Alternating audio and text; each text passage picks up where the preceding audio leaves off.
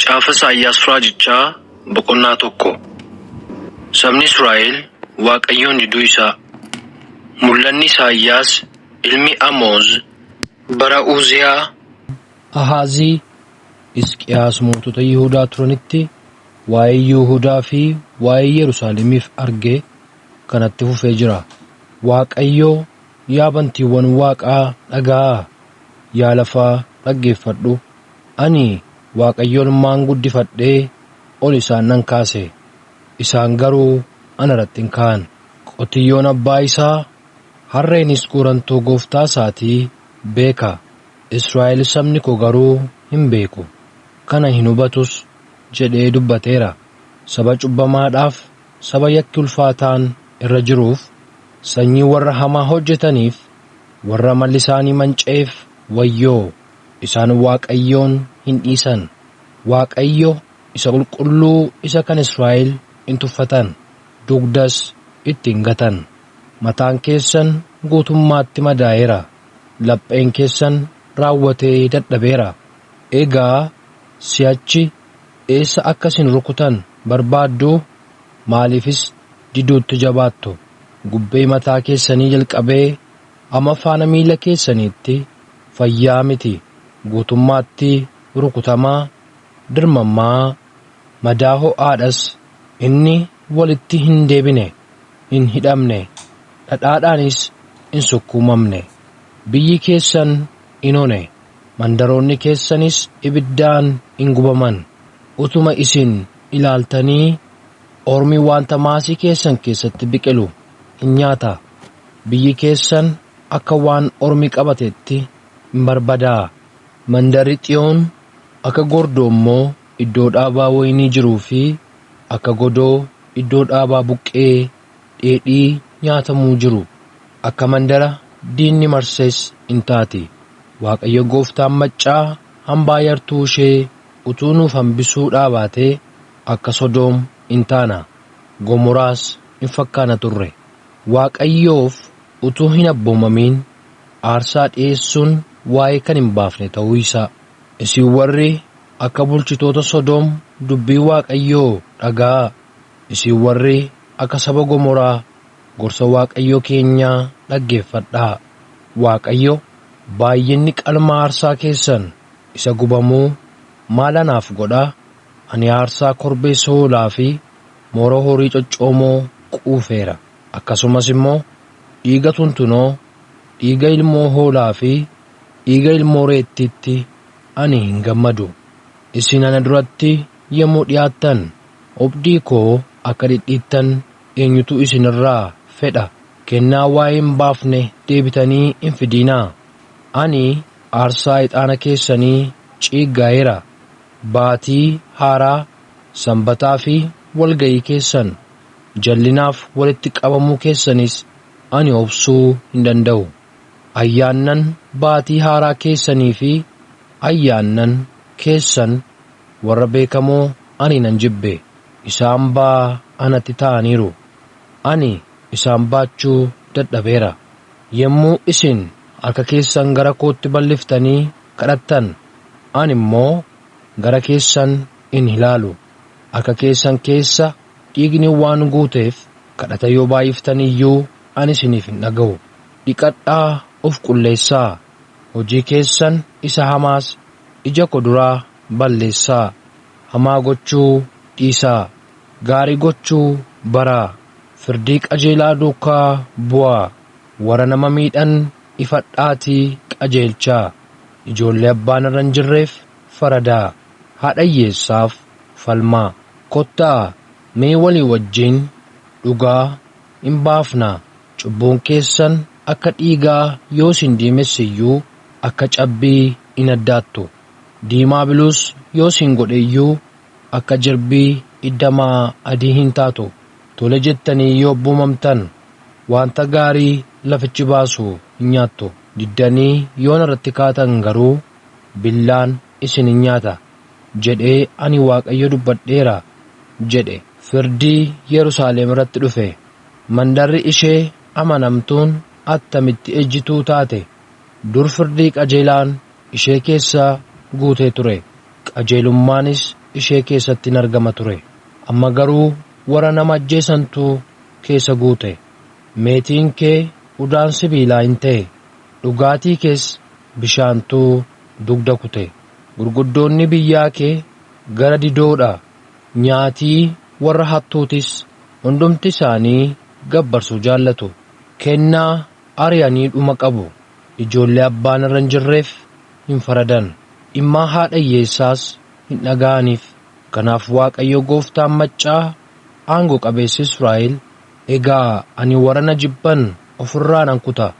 Diinota koo irrattis ijaanan ba'a. Ani si irratti harka koo ol nan fudhadha. Akka nama sibiila qulleessuutti sin qulleessa.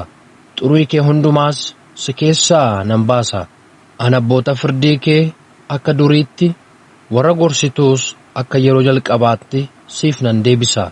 Kana booddee ati mandara qajeelummaan keessa jiruu fi mandaraa amanamtuu hin jedhamta jedha. Warri ishee keessa jiran gaabbanii gara qajeelummaatti yoo deebi'an, Xiyoon firdii qajeelaadhaan hin furamti. Warri irra daddarbanii fi warri cubbuu hojjetan garuu walii wajjin hin caccabu. Warri Waaqayyoo irraa deebi'anis hin badu. Qilxuu jalatti hirreeffattanii itti gammaddan sanaaf yeella'uuf jirtu. Iddoo dhaabaa isa fo'attan sanaafis salphachuuf jirtu. Isin akka qilxuu baalli isaa harca'ee, akka iddoo dhaabaa bishaan hin qabnes hin taatu. Namni jabaan akka hoffaa caccabaa hin ta'a. Hojiin isaas akka barbadaa ibiddaati. Lachanuus walii wajjin hin boba'u. Kan isa dhaamsus hin jiru. Macaafa Isaayyaas raajichaa boqonnaa 2. Bari nagaa akka dhufu arguu isaa. Isaayyaas ilmi Amoos waa'ee Yihuudaa fi waa'ee Yerusaalemiif wanta kanatti fufee jiru in arge. Bara booddeetti tulluun manni qulqullummaa inni kan Waaqayyoo irra jiru tulloota hundumaa keessaa akka isa caalutti jabaatee hin dhaabata. Gaarota hundumaa gararraattis ol hin ka'a. Sabni lafarraa hundinuus gara isaatti yaa'u. Sabni lafarraas baay'atanii hin dhufu. Xiyoon keessaa seerri, Yerusaalem keessaas dubbiin Waaqayyoo waan ba'uuf, karaa isaa akka inni nu barsiisuuf, nus daandii isaa irra akka deemnuuf, kottaa gara tulluu mana Waaqayyootti, gara mana Waaqayyoo isa kan Yaaqoobitti ol hin baanaa hin jedhu. Inni saba gidduutti firdii hin kenna. Saba baay'eedhaafis murtoo hin godha. Isaan billaa isaanii maarashaa, eeboo isaaniis isattiin muka qeexxaan hin tumsiifatu. Egaa sabni sabatti billaa hin luqqifatu. Isaan deebi'anis lola hin baran. Isin yaa mana Yaaqoob kottaa ifa Waaqayyoo keessa hin deddeebinaa. Waa'ee guyyaa Waaqayyoo himuu isaa. Ati saba kee sanyii Yaaqoob hin gatte. Namoonni gara ba'a biiftuu warri hoora dubbatan dhufanii isaan keessa hin guutan. Isaan akka warra Filisxiyaa qorsha namatti hin godhu. Walii galtee jabeessuudhaaf ormaa wajjin harka walii hin rukutu. Biyya isaanii keessa meetiif warqeen guutuudha. Badhaadhummaan isaaniis dhuma hin qabu. Biyya isaanii keessa fardeen guutuudha. Konkolaataan isaaniis dhuma hin qabu. Biyyi isaanii waaqayyoolii tolfamoodhaan guutuudha. Isaan hojii harka isaaniitti hin sagadu. Isa quba isaaniitiin tolchanis hin waaqeffatu. Sanyiin namaa yoo gugguufe iyyuu, namni hundinuus yoo gaddeebi'e iyyuu, ati garuu isaaniif hin dhiiftu. Naasisuu Waaqayyoo duraa kattaa keessa lixi. Surraa isaa duraas lafa keessa dhokadhu. Iji nama mataa irra keessa qabatu lafa ni ilaala. Warri of gurguddisanis gad hin qabamu. Guyyaa sanatti Waaqayyo duwwaatu ol jedha. Guyyaan Waaqayyo Gooftaa maccaa warra of bokoksanii mataa irra keessa qabatanii fi warra ol qabaman hundumaa irratti hin dhufa. Gadis isaan hin qaba. Inni gaattiraa Libaanoon isa dheeraa fi ol jedhaa irratti, qilxuu Baashaan hundumaa irrattis in kaa'a. Tulloota dhedheeroo hundumaa irratti, gaarota ol ka'oo hundumaa irrattis in kaa'a. riqaa dhedheeraa hundumaarratti, dallaa dhagaa dhedheeroo hundumaarrattis in kaa'a. Markaboota Tarshiish hundumaarratti, markaboota baay'ee mimmiidhagoo hundumaarrattis in kaa'a. Yommus of booksuun namaa gad in qabama. Mataa irra keessa qabachuun namootaas gad in deebi'a. Guyyaa sanatti Waaqayyo duwwaatu ol jedha. Gaafas waaqayyoolii tolfamoon raawwatanii in badu.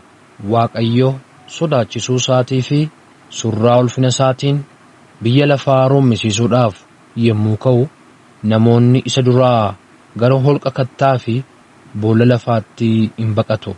Yeroo sanatti namoonni hundinuu waaqayyoolii meetiidhaa fi warqee irraa itti sagaduudhaaf hojjechiifatan hundumaa tuqaadhaaf simbira halkanii dura in buusu. Kana booddees Waaqayyo lafa roomisiisuudhaaf surraa ulfina isaatiin yommuu ka'u, namoonni na'anii gara holqa kattaa fi holqa dhagaatti in baqatu. Namni ammuma hafuurri isaa keessa jirtutti malee waa'ee hin baasu. Kanaafis waa'ee isaa ittuma dhiisaa. Macaafa Isaayyaas raajichaa boqonnaa 3 firdii Yerusaalemii fi Yihuudaa irratti dhufuuf jiru. Kunoo, Waaqayyo Gooftaan maccaa waan isaan ittiin jiraataniif, waan isaan ittiin gargaaraman Yerusaalemii fi Yihuudaa harkaa in fuudha. Buddeenaaf bishaan isaan ittiin jiraatan isaan harkaa in fuudha.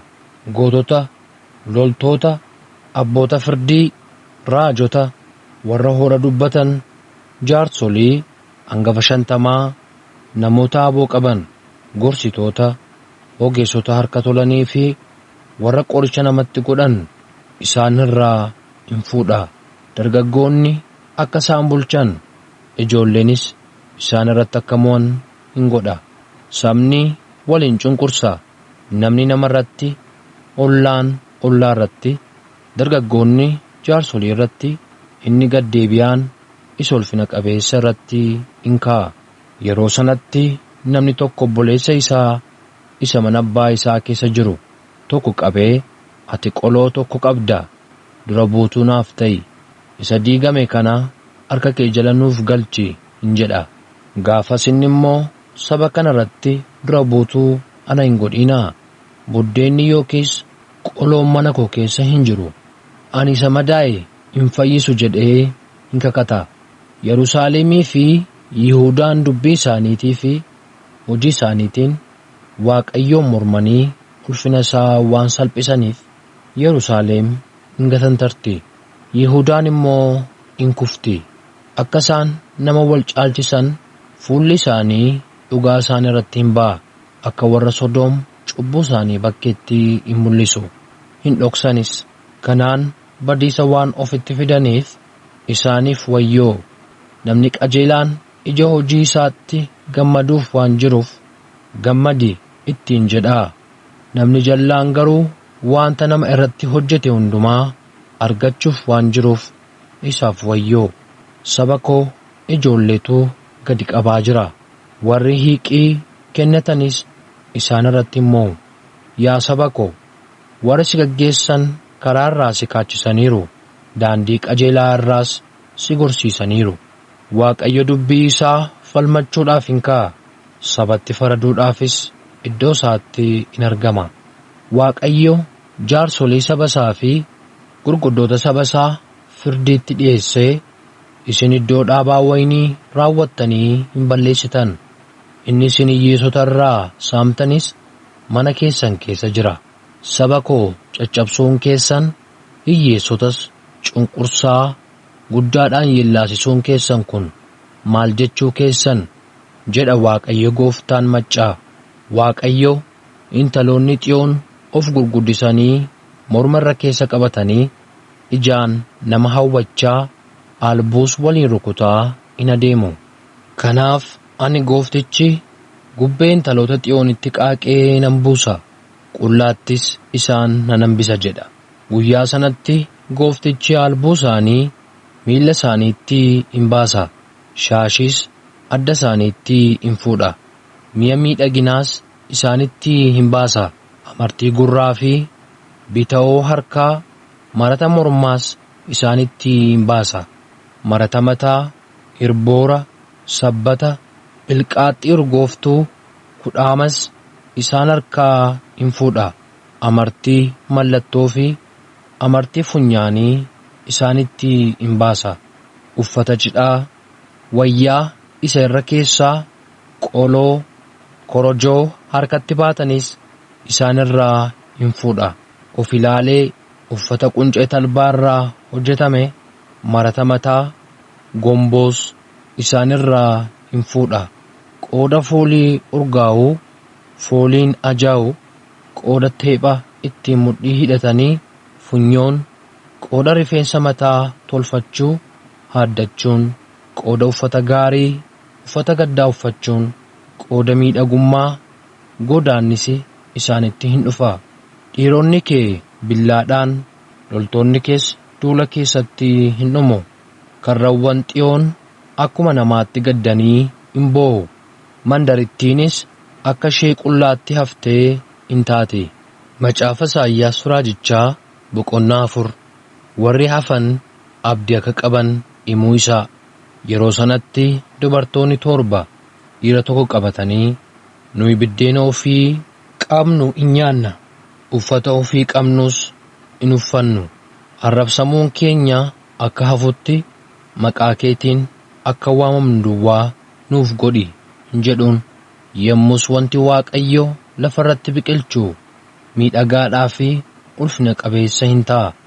Iji muka lafarratti biqilus saba Israa'el keessaa warra hafaniif of jajuudhaaf ulfinaaf hin ta'a. Warri Xiyoon keessatti hafanii Yerusaalem keessa turan, maqaan isaanii warra Yerusaalem keessa jiraatan keessatti kan caafame hundinuus qulqulloota hin jedhamu. Yommuu Gooftichi intaloota Xiyoon irraa xuraa'ummaa dhiqu. Macaafa Isaayyaas raajichaa boqonnaa 10. Warra nama miidhaniif wayyoo, warra seera nama miidhu dhaabaniif, warra abboommii jallaa baasaniif wayyoo. Isaan dhugaa hiyyeessotaa balleessuudhaaf, saba koo keessaa warra gadadamoota firdii qajeelaa dhowwachuudhaaf, ijoollota abbaan irra hin jirre saamuudhaaf, haadha hiyyeessotaa harka jala hin galfatu. Yaa firdiitti badiisi fagoodhaa yommuu isinitti dhufu maal gootu?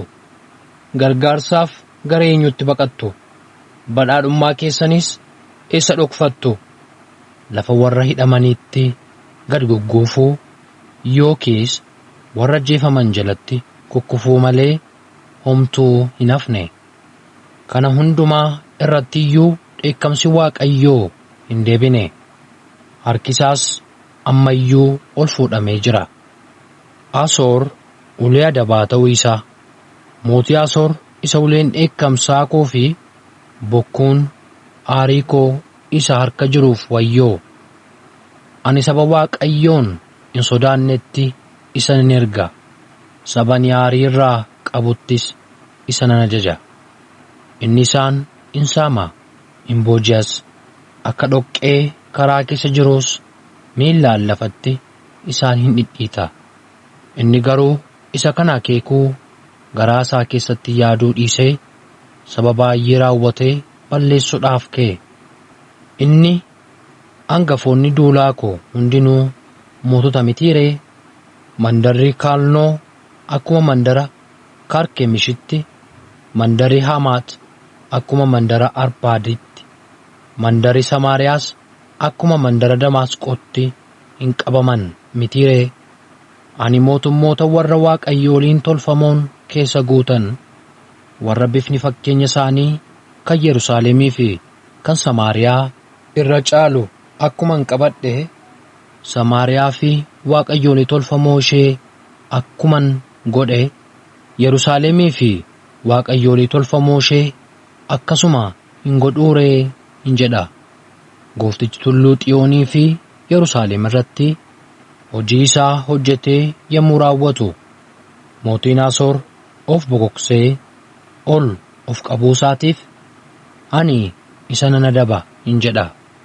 Mootiin Asoor, ani hubataa waanan ta'eef ogummaadhaan irree kusa jabaadhaanis kana nan godhe. Daarii sabaa iddoo isaatii buqqisee badhaadhummaa isaaniis saamee warra teessoo irra ta'anis aangoo kootiin gad nan buuse. Akka nama harkasaa manni simbirroo keessa kaa'ee hanqaaquu haatirraa kaate funaannatutti akkasuma ani badhaadhummaa sabaatti hiixadhee biyya hundumaatii walitti nan qabadha. Isaan keessaa tokko illee hammuma simbirroon baallee ishee sochooftu yookiis afaan ishee bantee iyyitu kan sokoksee hin turre hin jedha. Qottoon namicha isumaan muka muruu irratti hin kaa'are, magaaziinis namicha isumaan muka baqaqsuu irratti of hin jajaare. Kun utuu hin taate akka waan uleen namicha isa qabatu sana mirmirsuuti, yookiis akka waan dhaabanni ani muka miti jedhuuti. Kanaafis Waaqayyo Gooftaan maccaa loltuu warra Asoor warra coccoomoo gidduutti dhukkuba golgoleessu in erga. Ulfina isaa isa guddaa jalaanis ifa akka arraba ibiddaa hin qabsiisa. Waaqayyo ifni Israa'el ibidda, Waaqayyo inni qulqulluun kan Israa'el arraba ibiddaa hin ta'a. Inni Asoor keessaa warra akka qoraattii fi kosorruu guyyaa tokkotti gubee hin fixa. Akkuma dhukkubni nama dhukkubsataa yeelalchee ajjeesu, caakkaa isaa isa ulfina qabeessaa fi maasii isaa isa coomaa ibiddichi gubee hin balleessa. Mukti caakkaa isaa keessatti hafu baay'ee muraasa waan ta'eef mucaan iyyuu lakkaa'ee fixuu hin danda'a. Israa'el keessatti hambaan hin hafa. Yeroo sanatti warri Israa'el keessaa hafan, warri mana Yaaqoob keessaa oolanis dhugumaan Waaqayyo qulqulluu isa kan Israa'elitti hirkatu malee deebi'anii isa isaan rukutetti hin hirkatan. Warri hafan, warri qomoo Yaaqoob keessaa hambaa ta'an gara Waaqayyo aangoo qabeessaatti hin deebi'u. Yaa Israa'el, sanyiin kee akka cirracha qarqara galaanaa yoo baay'atan iyyuu isaan keessaa warra hafan duwwaatu deebi'a. Egaa badiisi qajeelummaadhaan murtoo ta'e sun irra hin dhangala'a. Waaqayyo Gooftaan maccaa badiisa isa dur murtoo ta'e ture sana lafa hundumaa irratti hin fida. Kanaafis Waaqayyo Gooftaan maccaa, yaa saba koo, isin warri Xiyoon keessa jiraattan akkuma dur Gibxi isin reebaa turte, warra Asoor warra uleedhaan isin reebanii bokkuu isinitti ol fudhatan hin sodaatinaa. Inni ani isinitti aaree ture yeroo muraasa booddee hin dhaabata. Dheekkamsi koos isaan balleessuudhaaf isaanitti gara hin gala. Waaqayyo Gooftaan maccaa kattaa Horeeb biratti warra Miidiyaan akkuma rukute akkasuma sottoodhaan isaan hin reeba. Gibxitti akkuma godhe ulee isaa galaana irratti ol hin fudhata. Yeroo sanatti ba'aan isaa gatiittii keessan irraa hin bu'a. Waanjoon isaas morma keessan irraa hin caba. Furdina keessan irraa kan ka'es waanjoo isaa ofirraa hin cabsitu hin jedha. Gara mandara Aayii hin dhufu. Migroon keessa hin darbu. Mi'a isaaniis Mikmaash keessa hin tuulu. Karaa irra darbaniis Gebaa ga'anii achi hin bulu. Warri mandara Raamaa na'anii hin hollatu. Warri Gebe'aa mandara Saa'olis hin baqatu.